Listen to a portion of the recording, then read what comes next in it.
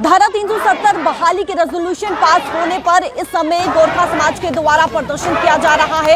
उमर अब्दुल्ला के हाय हाय के नारे लगाए जा रहे हैं और ये साफ तौर पर आप तस्वीरें देख सकते हैं। है गोरखा समाज कई सालों के कई वर्षों के संघर्ष के बाद 370 धारा हटने के बाद जो है वो गोरखा समाज वाल्मीकि समाज को उनका हक मिला और इस समय आप देखिए गोरखा समाज विरोध प्रदर्शन करते हुए नजर आ रहे हैं, जहां पर उनका ये साफ तौर पर कहना है कि जो रेजोल्यूशन पास हुआ है वो उन्हें यानी कि उनके समाज को कहीं न कहीं एक चोट लगी है और इस समय विरोध प्रदर्शन गोरखा समाज के द्वारा किया जा रहा है। तस्वीर में आप साफ तौर पर देख सकते हैं डिप्टी सीएम सुरिंदर चौधरी का इस समय पुतला जलाया जा रहा है। डॉक्टर फारूक अब्दुल्ला के हाय हाय के नारे और ये तस्वीर आप देखिए जहां पर उमर अब्दुल्ला की तस्वीरें भी जलाई जा रही हैं। ये साफ तौर पर आप तस्वीरें देख सकते हैं। गोरखा समाज इस समय विरोध प्रदर्शन करते हुए नजर आ रहा है। ये साफ तौर पर तस्वीरें देख सकते हैं जहां पे उमर अब्दुल्ला की तस्वीरें इस समय जो है वो जलाई जा रही है। डिप्टी सीएम सुरिंदर चौधरी का पुतला यहाँ पर जलाया गया है। सदन में जो रेजोल्यूशन पास हुआ है आज आपने उस पर प्रदर्शन किया है, किस तरीके से? जो कल रेजोल्यूशन जो पास हुआ है अभी वो इम्प्लीमेंट हुआ नहीं है, पहली बात। लेकिन जो ये बार बार धारा 370 और 35 से हटाने की लाने की उजागर की बात कर रहे हैं वो बिल्कुल गलत है, क्योंकि धारा 370 और 35 से हम जैसे समाजों के लिए ये काला कानून था। जैसे गोरखा समाज, वाल्मीकि समाज, रिफ्यूजी, इन सब के लिए कानून था।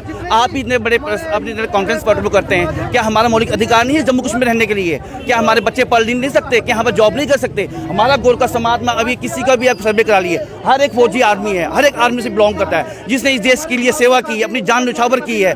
आज उनको अपने राइट्स के लिए बोल रहे कि 35 और 370 लेके आएंगे। अगर इनको इतना है 35A और 370 का इनका इतना वो था तो इन समाज को लेके चलते ना। 70 साल से ये यहाँ पर रह रहे थे, क्यों नहीं लिया इनको? उनका राइट क्यों नहीं दिया? हमारे बच्चे कोई गवर्नमेंट जॉब ले नहीं सकते, उनको सिर्फ एक ऑप्शन होता था आर्मी, वो भी इन्होंने बंद कर दिया। आज ये धारा 370 35 के कारण हमारे बच्चे पढ़ रहे हैं, लिख रहे हैं, अब उनको बड़े बड़े मेडिकल में उनको सीटें मिल रही है। इससे बड़ी बात हमारे लिए क्या हो सकती है?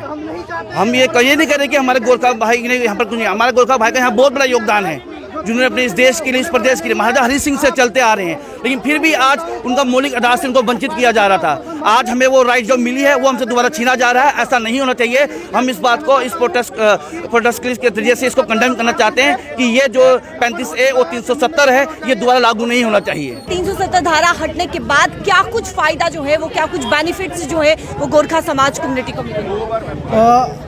370 35A हटने से हमारे गोरखा समाज, चाहे वाल्मीकि समाज हो, चाहे पाकिस्तानी रिफ्यूजी हो, उनको राइट टू वोट मिला, right to education, right to job मिल रहा है। तो उमर अब्दुल्ला साहब ये चाहते हैं कि ये चाहते हैं कि जो हमारे युवा है वो वैसे ही वंचित रहे जैसे 70 सालों से इन्होंने हमें 35A और 370 की जंजीर में जकड़ के रखा था, तो वैसे ही रखें। हमें हमारे जो नौजवान यूथ है उनके लिए कुछ ना हो।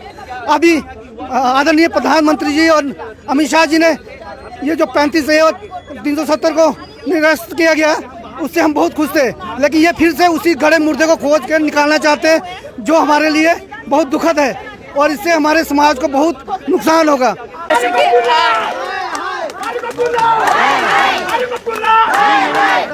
जी, मेरा नाम करुणा छेत्री है, मैं आल जन के गोरखा सभा के प्रेसिडेंट हूँ।